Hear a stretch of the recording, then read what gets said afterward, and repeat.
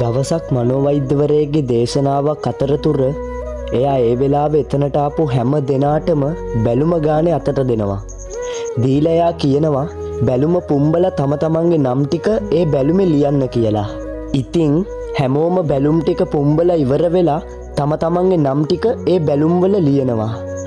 ඊට පස්සේ මනෝවෛද්‍යවරයා එතන තිබුණ කාමරයක් පෙන්නලා කියනවා හැමෝගෙම බැලුම් අරගෙන ගිහින් ඒ කාමරය ඇතුළට දාන්න කියලා. ඊට පස්සේ මනෝවෛද්‍යවරයා ආය කියනවා හැමෝම ගිහිල්ලා ඒ කාමරය ඇතුළට දාපු බැලුම් අතරින් තමන්ගේ නමට අදාළ බැලුම විනාඩි 2ක් ඇතුළත තෝරගෙන එන්න කියලා. දැන් ඉතින් හැමෝම තමන්ගේ නමට අදාළ බැලුම හොයන්න පටන් ගන්නවා. විනාඩි 2 ගෙවුණ කියලා මනෝවෛද්‍යවරයා සංඥා කරනවා.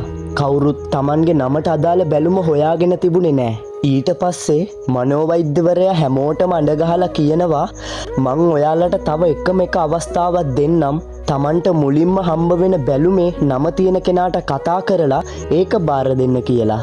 ඉතින් ඇත්තටම විනාඩියක්වත් ගියේ නැහැ. තමන්ට අදාළ බැලුම් හැමෝගෙම අත්වලට ඇවිල්ලා තිබුණා. අවසානයේ මනෝවෛද්‍යවරයා හැමෝටම අඬ ගහලා මෙන්න මෙහෙම කියනවා.